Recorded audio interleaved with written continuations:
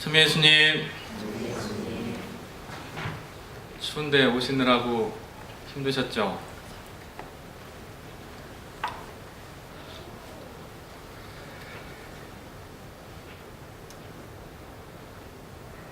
혹시 TV 자주 보시는 분들 아마도 이렇게 좀 발견하셨을 수도 있겠습니다. 최근 들어 우리 사회에 인문학 열풍이 불고 있는 것 혹시 느끼고 계세요? 여러 가지 종편 같은 데 보면 그런 프로그램들 요즘 많이 접하게 됩니다. 다양한 철학, 심리, 문화, 역사에 관한 강좌들이 여기저기 개설되고 방송되고 있는 것 쉽게 발견할 수 있습니다. 제가 몸담고 일하고 있는 예수의 청년센터에서도 이번 봄학기에 아름다움, 미에 대한 주제로 청년 아카데미를 준비하고 있기도 합니다.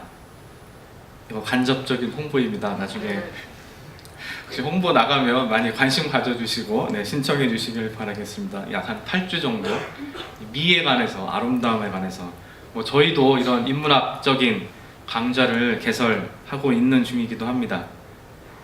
이런 인문학 강좌들이 다루는 주제나 내용들이 천양지차이겠지만 그 인문학이라는 이 어떤 학문의 공통적인 영역 안에서 이 모든 것들이 진정으로 말하고 싶어 하는 것, 이 모든 인문학 강좌들이 매달리고 있는 단 하나의 질문, 그 깊은 저변에 흐르는 그 단 하나의 질문은 단 하나, 바로 인간이란 무엇인가?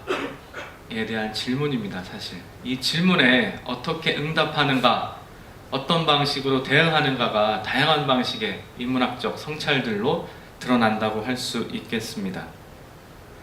굳이 학문적 영역이 아니더라도 우리 모두는 살아가면서 이런 질문 한 번쯤 빠져들곤 합니다. 나는 누구인가? 산다는 것이 무엇인가? 나는 왜 사는가? 인간이란 도대체 어떤 존재인가? 등등 끝도 알 수 없는 질문에 심연으로 빠져들어가곤 합니다. 인간이라면 누구나 이런 질문들로부터 자유롭지 못할 것이라고 생각합니다. 밑도 끝도 알 수 없는 이 질문의 심연에 허우적거리다가 자주 우리는 해답을 찾지 못한 채 그저 다시 일상의 분주함으로, 일상의 번잡함으로 나를 밀어내놓곤 합니다. 이런 상황들이 반복되는 거죠. 질문과 해답을 찾으려고 하는 숙고와 사색. 하지만 거기서 뭔가 발견하지 못해서 다시 또 일상으로 나를 밀어놓는 그 과정들, 상황들. 이 거대한 질문 앞에 과연 우리가 답은 찾을 수 있기나 하는 것인가? 그게 가능한 일인가? 그냥 사는 게 답 아닌가? 라는 생각이 들기도 합니다. 그런데 우리가 그리스도교 신앙을 선택하고 그 신앙 안에서 살아간다는 것은 다름 아닌 바로 이 신앙이라는 배를 타고 우리 앞에 놓여있는 이 거대한 질문의 바다를 항해하겠다는 말과도 같다고 이야기할 수 있겠습니다. 이 항해는 바로 나를 찾아 떠나는 여행, 곧 나는 누구인가에 대한 내 신원을 발견하려는 시도일 것이고, 또한 내 존재와 삶을 아우르는 의미와 가치를 발견하고자 하는 아름다운 도전일 수도 있겠습니다. 적어도 지금 이 시간, 이 추운 날, 이 이른 아침 모두가 아직 잠에서 깨어나지 않은 이 시간, 이 자리에 앉아서 주일 미사를 봉헌하고자 이 자리에 온 여러분들은 바로 그 항해를 시작하고 있는, 그 항해 중에 있는 사람들이라고 말할 수 있겠습니다. 그래서 여러분은 지금까지 이 항해를 거쳐 오시면서 나라는 존재에 대해 그리고 나에게 주어진 이 삶이라는 시간에 대한 의미, 이것에 대한 어떤 실마리, 답을 찾아 나가고 계시는지 묻고 싶습니다. 아니면 그 항해를 포기하거나 멈추고 계신 것은 아닌지 한번 생각해 보셨으면 좋겠습니다. 오늘 연중 제2주일 우리가 들은 오늘의 독서와 복음 말씀에서는 3명의 인물이 등장합니다. 1독서에서는 이사야 예언자의 목소리로, 2독서에서는 사도 바오로의 목소리로, 그리고 복음에서는 세례자 요한의 목소리, 우리에게 들려주고 있습니다. 이 3명의 인물들은 어떻게 보면 우리보다 먼저 이 신앙이라는 배를 타고 항해를 시작한 인물들이며, 각자의 그 거친 항해 가운데 우리보다 먼저 지금 우리가 찾아 헤매고 있는 그 질문에 대한 해답에 도달한 사람들이라고 할 수 있을 것입니다. 그래서 우리는 이들의 고백을 통해서 과연 나라는 존재는 무엇인지, 내 삶에 관한 의미는 무엇인지, 그 작은 실마리, 그 작은 조각을 발견할 수 있을 거라 생각합니다. 이사야 예언자는 우리 존재의 근원이 어디에 놓여 있는가 이야기해 줍니다. 이 나라는 존재는 다름 아닌 하느님께서 친히 빚어 만드신 존재, 주님께서 소중히 아끼는 존재, 그러면서 이런 나는 하느님으로부터 힘을 받아 살아가는 존재라는 것을 우리에게 이야기해 줍니다.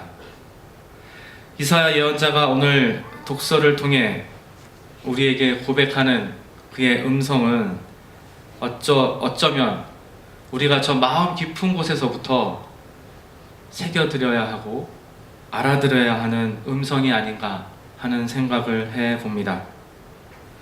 나라는 존재가 정말 깊은 하느님 사랑 속에 있다라는 것, 하느님께서 지금 나를 굉장히 마음에 들어 하시고 소중히 여기고 있다는 사실을 말입니다. 신앙인들의 정체성은 바로 여기에서부터 시작된다고 할 수 있겠습니다. 그 음성을 들으며 살고 계십니까? 나는 정말 하느님의 사랑받는 존재라는 것, 하느님이 나를 지금 이 순간 있는 그들의 모습을 아주 소중하게 생각하고 있다는 것,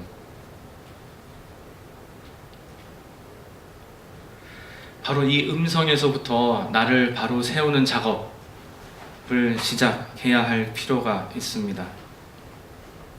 그렇게 사랑받는 존재로 살아가시길 부탁드립니다. 어떤 외형적인 조건을 떠나서 그저 있는 그대로의 나를 사랑스러운 존재로 여기며 살아가시는지요.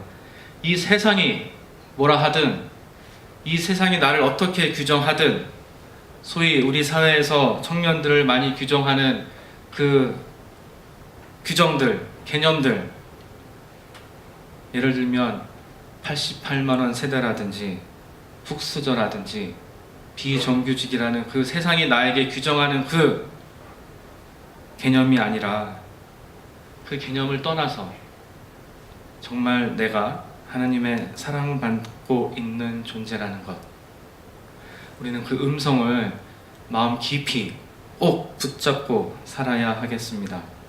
그래서 어떤 오해와 모욕을 받아야 하는 상황에 마주치더라도 거기에 굴하지 않고 나는 정말 하느님의 사랑받는 존재라는 것, 이거 하나 마음속에서 꼭 듣고 살아가라고 오늘 이사야 예언자는 아마도 자신의 이 자서전적인 이야기를 우리에게 해주는 것일지도 모르겠습니다.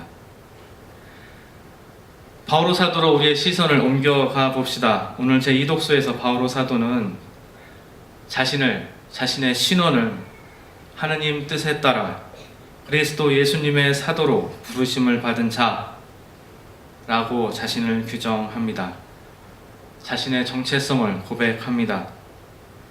이는 또 하나 신앙인으로서 항해를 떠나는 우리가 찾아야 할 또 하나의 정체성이라는 것을 우리에게 보여줍니다. 우리는 다름 아닌 하느님의 깊은 사랑을 받는 존재이면서도 동시에 예수님의 사도로 부르심을 받은 존재라는 것입니다. 사도라는 것은 파견받은 자라는 뜻이라고도 말할 수 있겠습니다. 우리 각자는 고유하게 어떤 사명을 수행하도록 이 세상에 파견받은 존재라는 것입니다. 지금 이 미사를 마치고 여러분이 돌아가야 할 그곳, 여러분들이 만나야 할 그 사람, 그 장소에서 그 사람과의 만남에서 어떤 사명을 수행해야 할 것을 파견받은 존재라는 것입니다. 또한 또 이 즐거운 주일이 지나 다시 월요일이 되면 이 무거운 몸을 이끌고 나가야 하는 그 장소, 바로 그 장소로 파견받은 존재라는 것입니다.